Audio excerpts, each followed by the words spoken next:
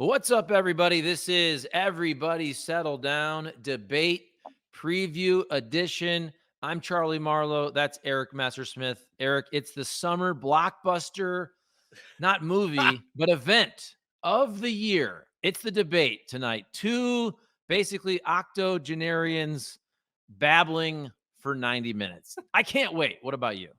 It's like Ali Frazier, except old people who are not just near the end of their political careers, but let's be frank, near the end of their lives. One last hurrah, right? This will be the last campaign for both of them, I think. I guess if Trump lost, maybe it's possible he comes back again.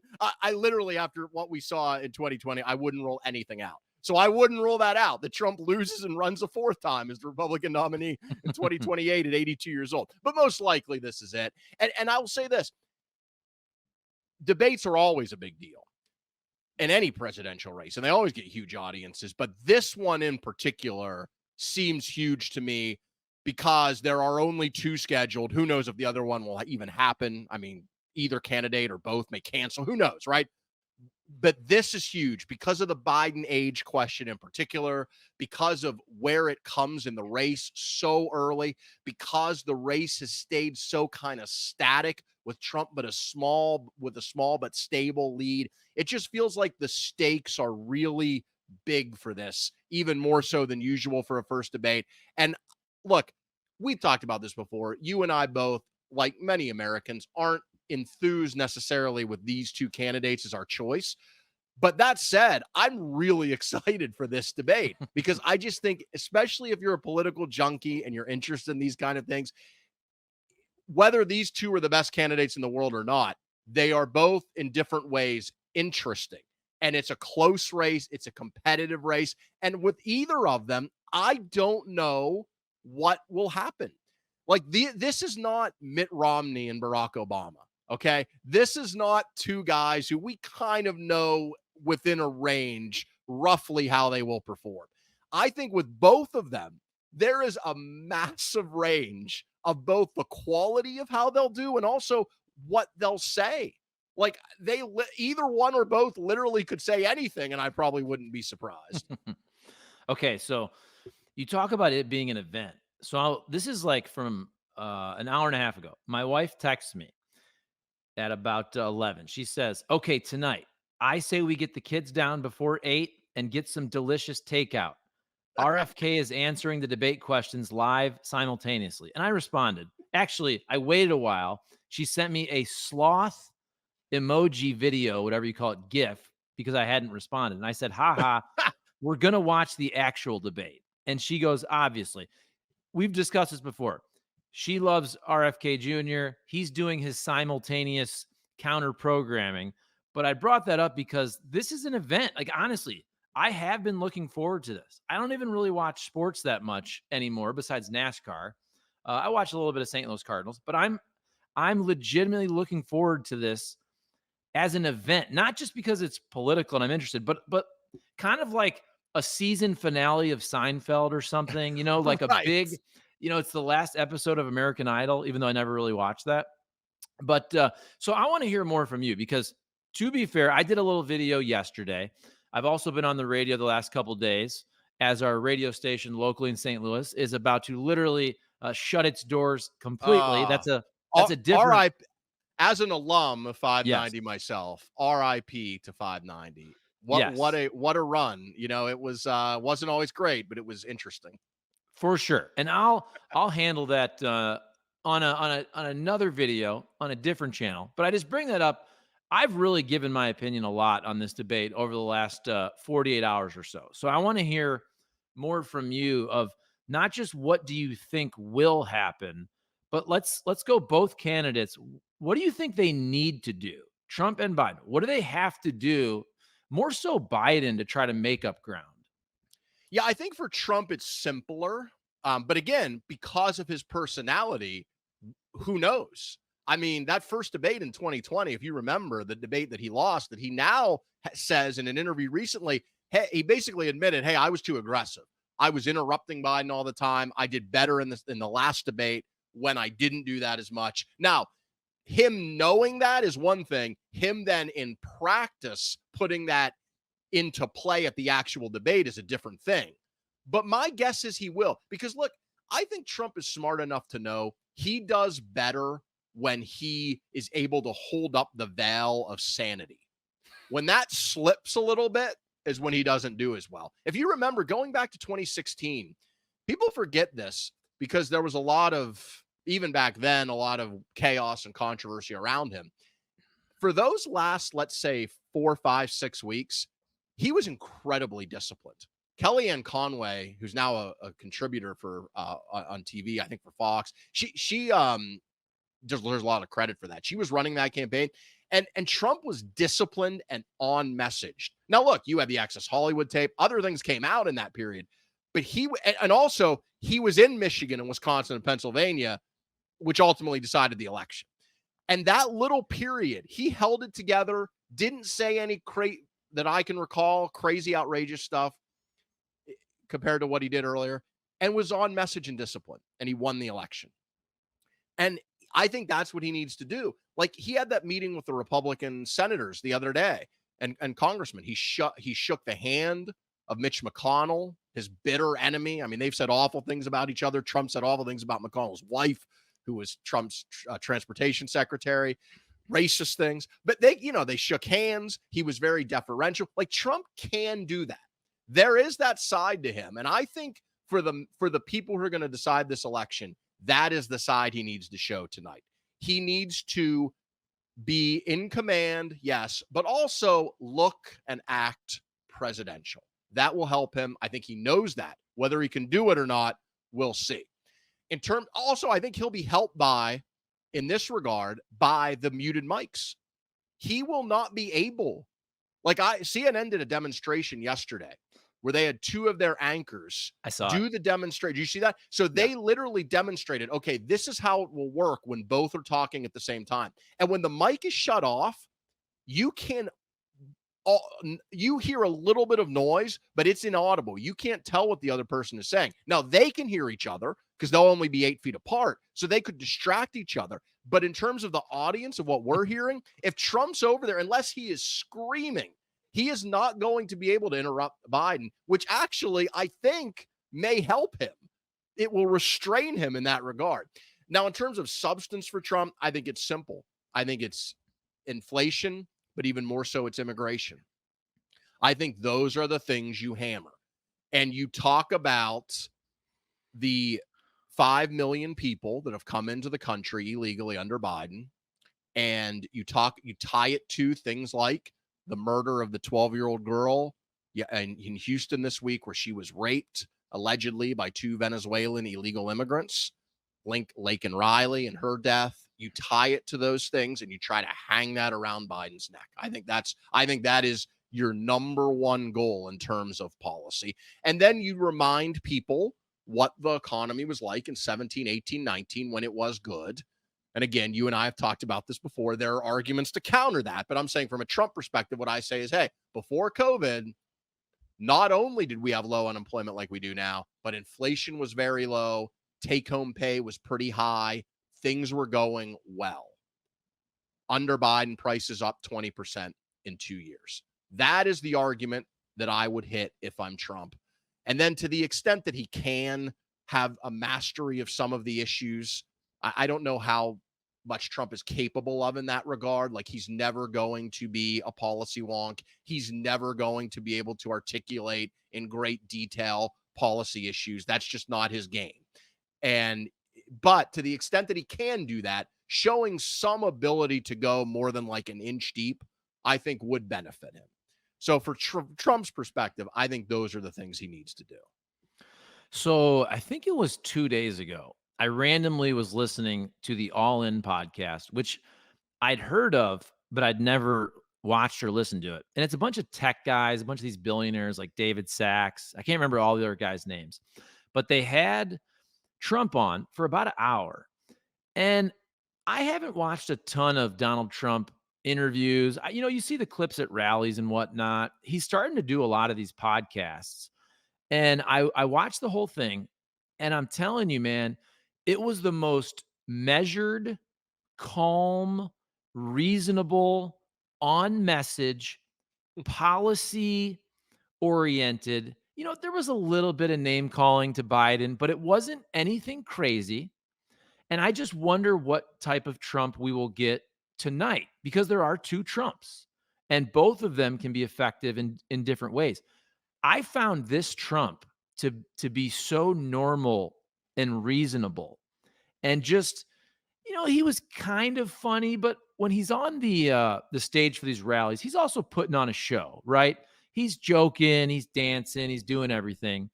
And so I just wonder which Trump we'll get. I don't think we're going to get the totally calm, reasonable Trump. I don't know if that benefits him in this particular setting.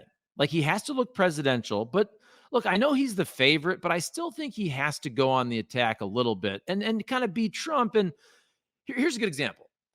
That podcast, which was so substantive, Eric, I can't give you one good line though from it. You know what I'm saying? I watched the whole thing. There was great policy ideas, but I feel like in a debate setting, both Trump and Biden, and it's unfortunate that I say this, but it's true. Like, it's about the soundbite to me.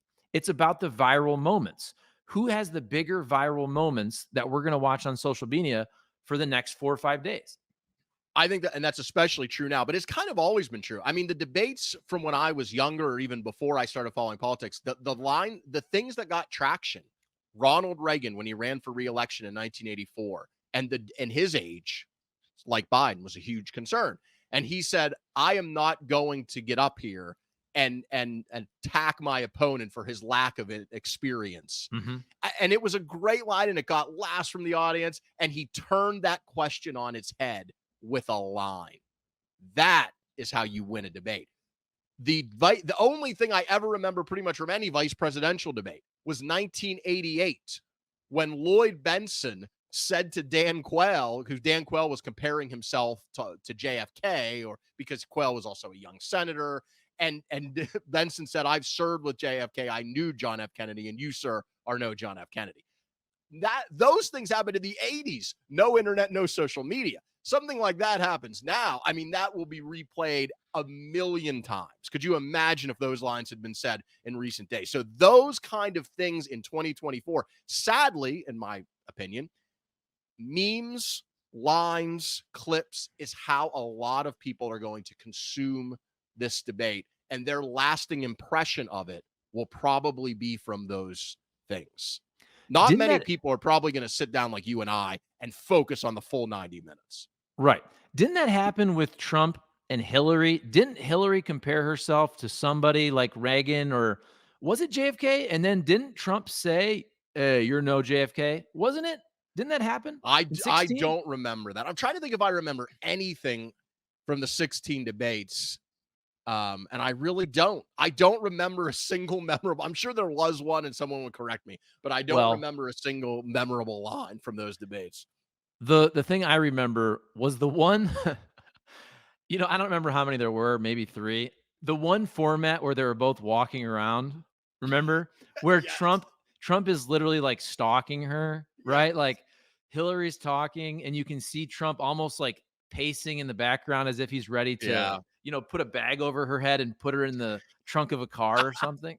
That's another great point is you and we talk about the lines, but another thing that leaves lasting impression is some of the non lines that make a big moment, like George H.W. Bush in 92 with Perot and Clinton looking at his watch.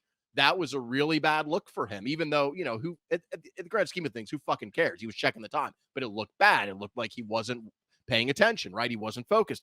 And remember Al Gore against George W. Bush in 2000, that all the sighs and the heavy breathing after every Bush answer, everything he didn't like, it was, and that became the lasting image of one of those debates. Now, again, with the mics being muted, that probably won't be an issue in this debate, but that is something to keep in mind too, because a lot of times it's those other things, the body language, the cues about breathing. Like, who knows what it will be? Mike Pence had a fly on his head, and that's all people remember of his vice presidential debate in 2020. You never know until it happens. And that's one of the reasons that it's interesting to watch all that other stuff in addition to what they actually say. It's funny you mentioned the fly because that's where I was going to go next. And I know we're trying to be substantive here, but you're 100% right. There is going to be something that happens during this debate, whether it's like the fly on Mike Pence's head. Remember when Ted Cruz had like a white thing on his lip? Do you remember that? It was No. like he Oh, had, yes, yeah, yes. he had this white thing on his lip. And every time he talked, you could not focus on anything he was saying except the white thing on his lip.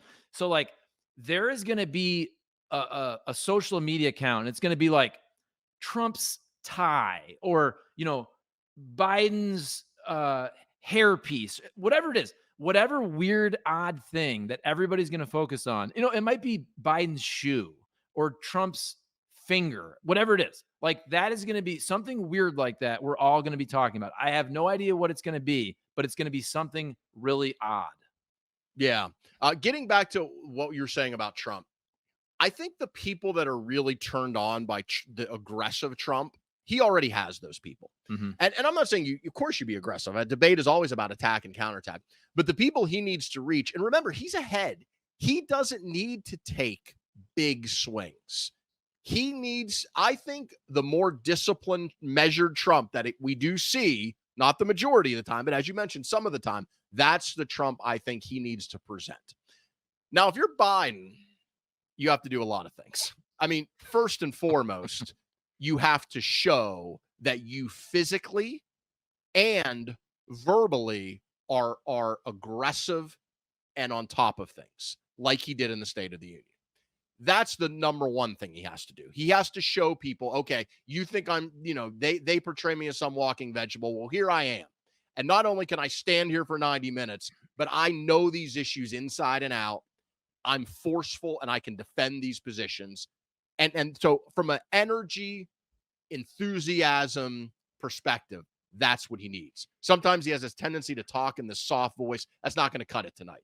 You got to we need State of the Union, or they need State of the Union Biden in terms of energy. In terms of substance, you and I have talked about this before. I care a lot about Trump trying to overturn the election in January 6th, and many people do. Those people were already with you. That issue's been litigated over and over and over again. I'm not saying you don't bring it up. I'm sure Jake Tapper and Dana Bash will bring it up at some point. You hit Trump on it. You remind people of what he did. Again, not so much January 6th itself, but you remind them of the 2-month effort to overturn an election. And I think you turn it to the president and say, is that the kind of person we can trust? If you are willing to try to overturn an election and undermine really the key bedrock of our democracy, what else would you be willing to do? Like if a person will go to that extreme to essentially try and enact a soft coup and overthrow the government, what won't they do? How can you possibly trust that person? So that's the argument I would make. I'd spin it to the current and focus less on the past. But I wouldn't spend a lot of time there. For the reasons we've talked about before, I think for Biden, you contrast what the two terms would look like coming up. And you remind people that Donald Trump was president for 4 years, not 3. You and I have talked about this before. You may remember fondly 17, 18, 19. His term didn't end there. We had 2020. Now, was the fact that 2020 was such a shit show all or even mostly Trump's fault? No, he didn't create COVID in the lab in China, if that's where it came from, right? Anthony Fauci did that. No, I'm kidding. It's a joke. But Jewish space lasers. Yes. But when he was confronted with the crisis, like 17, 18, if you look at charts of the economy, I would even bring this up too. We had a disaster in 2008, 9, 10 with the housing crisis. We started to recover. By the second half of the Obama administration, things were clicking along pretty nice. If you look at lines on a chart of economic growth, unemployment, the last 3 years of Obama and the first 3 years of Trump, there's not much difference. It's not like Trump came in when the economy was in the tank and turned it around. He essentially just continued to gradually improve on economy that was already gradually improving. Then he faced a test. What happened when he faced that test? In the eyes of many people, he failed. And that is why he was not reelected by and large. And if you go back, remember 2020, I would bring up the hydrochloroquine, the disastrous press conferences Trump had when he contradicted his own science people, the lack of any real plan to deal with COVID. Yes, COVID wasn't his fault, but the response to it was. And many people judge that response as lacking. So when he had a crisis, he failed. When he had a chance to respect an election and a peaceful transfer of power, he failed.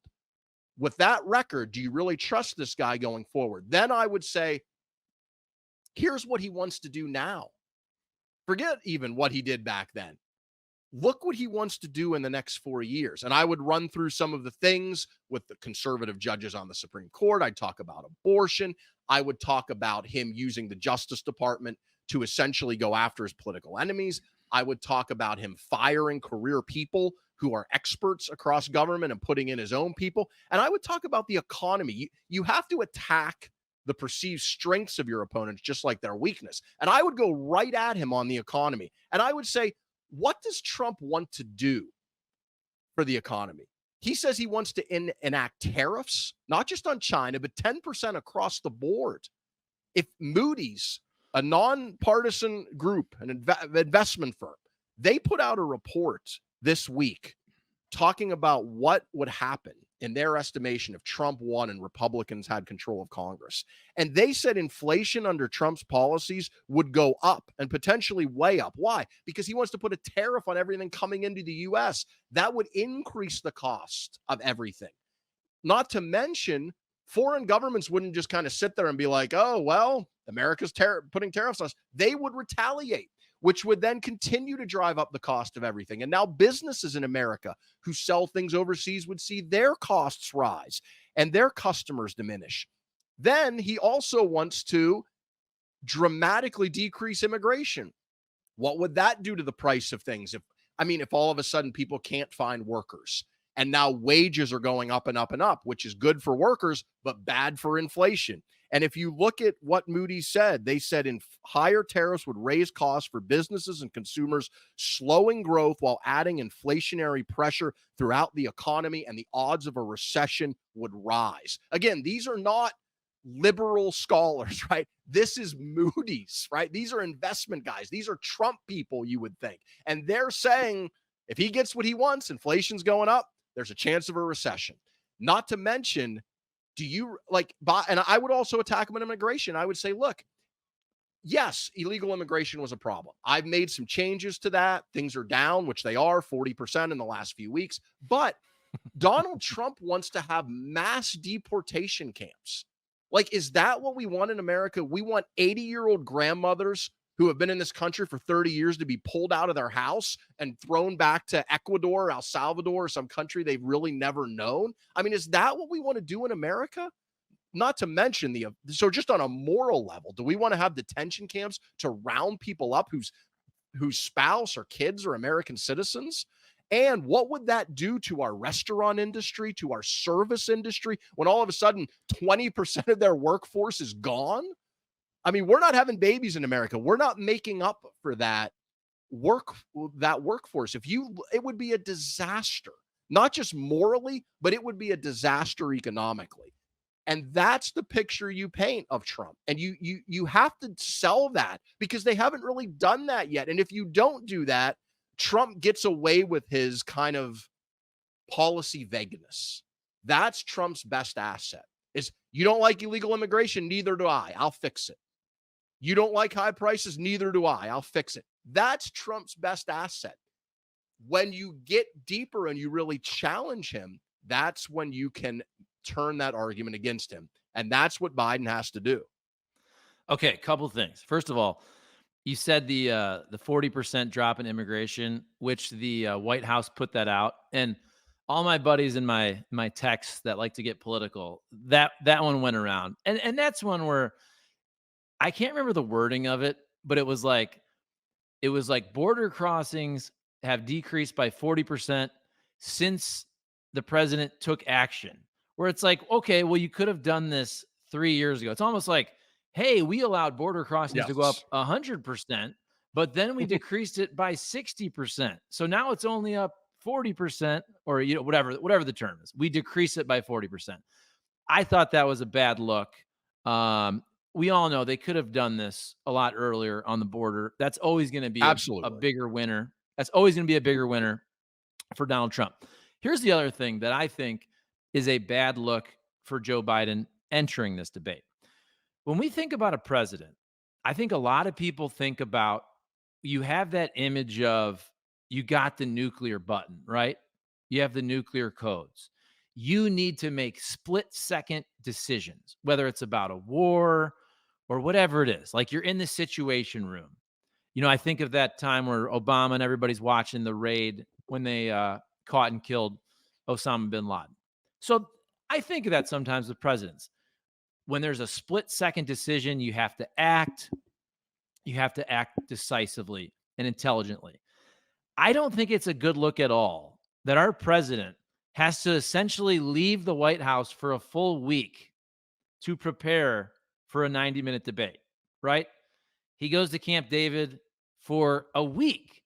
He's already been the president for 3 years. He's been the vice president for 8 years. He's been a senator for 5,000 years, right? I just think it's and look, Trump and his people could also point to this. Let's say Biden is good tonight, and I think he will be. I think it'll be either a tie. I think Biden will perform well. He usually steps up to the plate. If I'm a Trump surrogate, I'm going, well, of course he did. He didn't do anything for 7 days, right? He slept all day. He got injected with his cocktail of steroids to perform for 90 minutes, and now you're not going to hear from him for another 2 weeks. And I'm only half joking when I say that. I do think it's a really bad look that our president has to leave for a week to prepare for the debate. Yeah, look, I think that it's a sign of the stakes. Yes. This is it. He's behind, as we've said before. Maybe the polls are wrong. That's possible, but that's a hell of a thing to bet on, right? Most likely he is going to lose. If the race were held today, he would lose. And that's been true all throughout this year. He has to shake it up. And this is the biggest event we've had so far this year in this election. It may be the biggest event we have, period. The conventions aren't what they used to. Who knows if something big will come up? We don't even know if Trump will go on trial for anything else. This might be it. So in that regard, I think it's, whether it's a good look or not, look, presidents spend a lot of time doing different things. Like Joe Biden, I'm sure, was getting the intelligence briefing every day when he was there. I'm sure he was doing other things. Donald Trump, despite what he tells you, I'm sure has been spending a lot of time preparing for this debate. Yeah, he's been dropping in at a podcast. He had one rally in Philadelphia. He did a speech, but it's not like he's, up at the crack of dawn working all day on other things. Okay. So my point is that to me doesn't matter as much as how do you perform? To me, it's an acknowledgement of how important this is. And it is. Like, what if Biden had just went to Camp David for one day and then he came out and didn't do well? What would people be saying? Oh my God, he didn't take it seriously. He blew this biggest chance. So if you're going to err on the side of less preparation or more for something this important that literally could define the race, I would err on the side of more. That would be the argument I would make. Secondly, no one's going to care if he does well. If he does really well, if the argument tonight that you hear, like, watch for this. If the argument is Biden had all this time to prepare, he was jacked up on cocaine or a cocktail or Adderall or whatever, Jake Tapper and Dana Bash were unfair to Trump. If those are the things you hear tonight, that means Biden won the debate. Because if Biden falls on his face or Trump mops the floor with him, nobody's going to be talking about that. All they're going to be talking about in conservative media is this is over. Donald Trump crushed him. He's clearly the superior candidate. Come on. But if you fall back on these other things, that means Biden performed well. And at the end of the day, that's what matters. Not how much time did you spend the man just went, say what you will about him. And I want to be clear. I feel like I have to say this every time. He is diminished. Yes, we all agree on that. Like, pretty much every human knows that he is not the same. I actually went back and watched like 15 minutes, 20 minutes of the 2012 Joe Biden, Paul Ryan vice presidential debate. Wow. And if you watch that in 12 years, there is no question for the few people who say the age issue is overblown, I would just say, watch that. I mean, Joe Biden was really good in that debate. He was on his game. He was right there. Like, he had a mastery of the issues, making great arguments, quick-witted. He's not the same guy, no doubt. That said, the man literally just went to Normandy, did the D-Day speech, which I thought was good, had a state dinner, met with Zelensky, flew back to the U.S. for like 2 days, went back to Europe for the G7, had all those meetings, came back, gave the immigration speech. He did some media interviews. I saw him on ABC News. He did a few others. So it's not like the guy's just laying in bed all day and they're like, okay, Joe, you got the debate. You slept for 3 weeks. You haven't, done anything. You haven't left your bed in 3 weeks. Let's shoot you up with something so we can wheel you out there for 90 minutes. I know that's what like his critics believe, but it's just not true. And so we talked about this before. When you lay those expectations, and then the guy comes out and looks good, if he does, and I think he will, you've walked into a trap. And I think that is the trap that Trump, and you've seen Trump has tried to change that this week. They've tried to walk that back. He's talked about how he crushed Paul Ryan in that debate in 2012. Yep. He's a serious debater. I mean, they've tried, but it's too late. I mean, you can't talk for a year about how the guy's a walking vegetable, and then a week before the debate be like, oh my God, he's in the prime of his life. I'm scared to debate him. No, nobody buys that. All right, let's empty your notebook here because we're going to keep this one quick. Obviously, it has a shelf life of about 6-7 hours whenever I get it out here, because this is our debate preview. We're going to do a bunch. We'll do some clips tonight, our quick analysis, and then we'll do another show tomorrow, Eric. We'll really break down this entire debate. But what you got? So there's two things about this debate, and we've spent this show talking about the first, which is what happens. How do they perform? Who looks good? Who doesn't? The second thing, though, is what's really important for the long term is, does that matter? So I've said this before, to me, the scariest scenario for Biden isn't that he falls flat on his face, because if he does, maybe there's still time to make a change. To me, the scariest scenario is he does really well and it doesn't matter. And that, I think, is very possible, that he does really well, but because of several factors, because of polarization, which is at a high of my lifetime, I would say the highest has been in America in a very long time. So many people have their news filtered through the silos of the media they consume and the AI algorithms, and it may not change anybody's mind.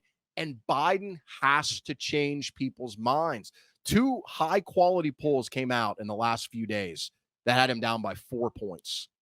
His approval rating in Gallup that came out today, 37% approve, a favorable rating, 37%, 61 unfavorable. He's minus 24. Donald Trump in that same poll was only minus 6, which is a new high for the highest Trump has been since April of 2020. Biden's job approval rating right now at 44% or at 38% is in the range of George H.W. Bush, Jimmy Carter, and Donald Trump, all of whom lost re-election. Every president in modern history that's won re-election has had a higher approval rating, and in most cases significantly higher than his right now. Nate Silver, who I love, came out with his election forecast yesterday.